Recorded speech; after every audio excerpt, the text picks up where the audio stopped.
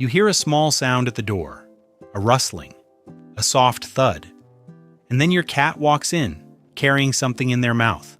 A leaf, a twig, a dead bird, a half-eaten insect. They set it down carefully, almost deliberately, and then they look up at you, waiting. Not for praise exactly, not for a treat. Something else. Something quieter than that. And most people in that moment do one of two things. They laugh nervously and throw it away, or they back up unsettled and say something like, "Why does my cat keep doing this?" But here's what almost no one thinks to ask. Why did they bring it to you specifically? Not to the corner of the room, not to their bed, not to the other pet in the house, to you, right at your feet, looking up at your face. That detail, that one small detail, is the entire story.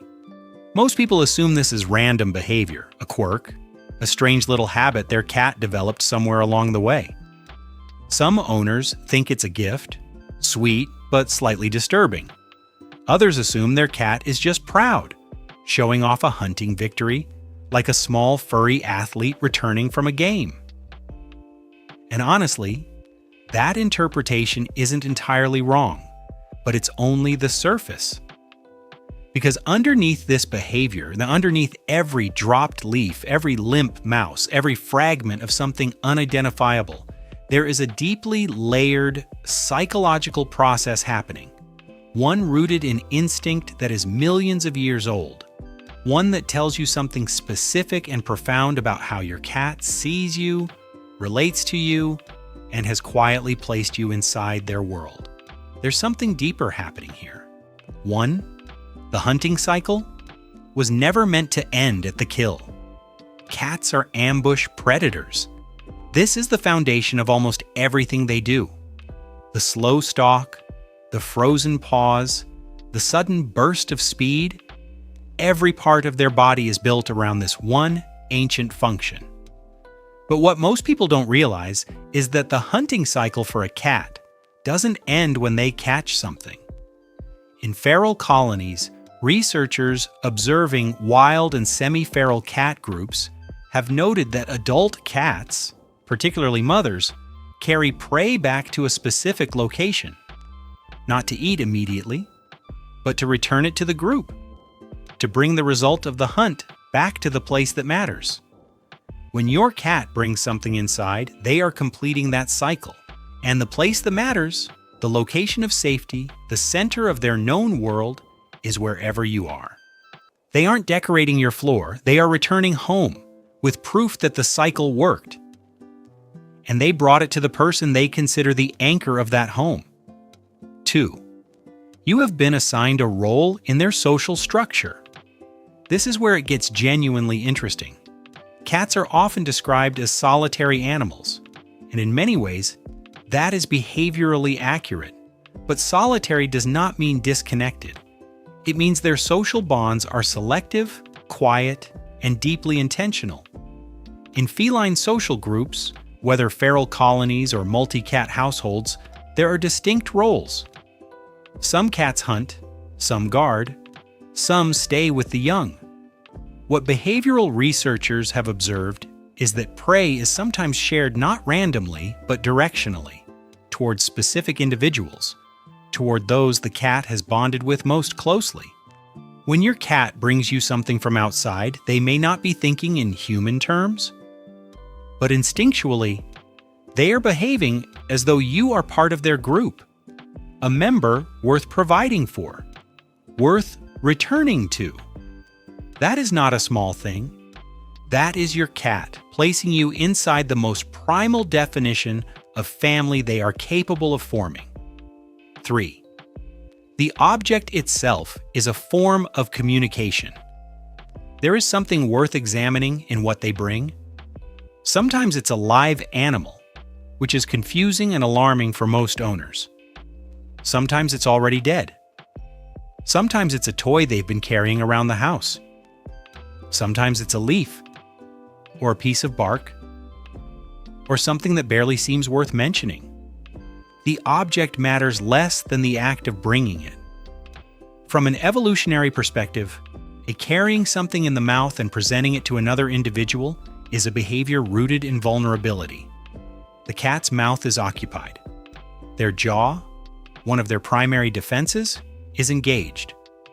They are, in that moment, slightly less defended, and they walk toward you anyway. If you're beginning to see your cat a little differently right now, that quiet recognition starting to settle in, hit like and subscribe. There's more of this kind of content coming. 4. The behavior shifts based on how you respond. This is the part that changes everything. Many owners, completely understandably, respond to this behavior with mild horror.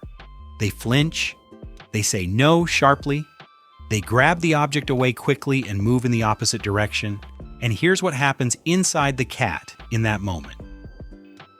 The cycle was interrupted, and the return was rejected. The presentation, in which took instinct, energy, and a kind of courage, was met with something that felt like alarm.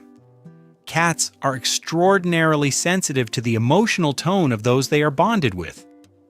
Research into feline stress responses has shown that cats read human facial expressions and body language with more precision than we often give them credit for. They notice the flinch, they register the sharp sound of a disapproving voice, and over time some cats stop bringing things, not because they hunted less, but because the return stopped feeling safe. This is where most owners get it wrong, not out of cruelty, but out of not understanding what was actually being offered. The behavior was never about the object. It was always about the return. 5. For indoor cats, the substitution is meaningful. Here's something that often goes unnoticed. Cats who live exclusively indoors, cats with no access to birds or insects or anything alive outside, still bring things. They bring toys, hair ties, socks, small objects they've moved from room to room, and they bring them at specific times, often in the early morning, often when you've been away, often when the house has been quiet for a long time.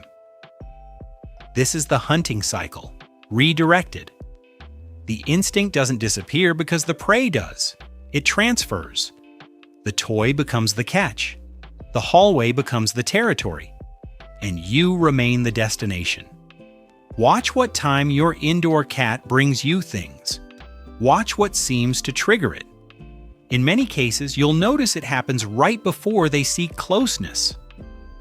The presentation comes first, then the settling nearby. The sequence is intentional, even if unconscious. 6. This is the one most people miss. When a cat brings you something and then sits beside it, watching you, they are not waiting for applause. They are waiting to see what you do with the knowledge that they provided. In feline social structure, information about resources, where prey is, what the territory holds, what is available, is enormously significant. Sharing that information is an act of trust. It says, I know something, and I'm telling you. A cat who brings you things from outside is, in a very real sense, reporting back, informing you, including you in the reality of the world they move through when you're not watching. Most humans miss this entirely because we're focused on the object. The cat is focused on us. That asymmetry is important. Because the moment you shift your attention from the thing they brought to the cat who brought it, and you simply acknowledge them calmly, quietly, without alarm, something changes in the interaction. You can see it, a softening, a slow blink, a decision to stay close, because you understood, even if neither of you could explain how. Cats do not perform. They do not bring things to entertain you, or to fill silence, or to seem charming. Everything they do is rooted in something older than the domesticated relationship between your species, something written into their biology long before houses existed, or names, or the concept of a pet. When your cat crosses the threshold with something in their mouth and walks directly to where you are standing, They are doing something that their ancestors did in open fields and dense forests and the edges of human settlements thousands of years ago. They are coming back to the place that holds meaning, to you. And whatever they've brought, leaf, bird, toy, fragment of something unrecognizable, is simply the proof that they were out there, moving through the world, and thinking in whatever quiet, instinctual way cats think of where they would return. Because the return was always the point. The thing in their mouth was just the reason to come home.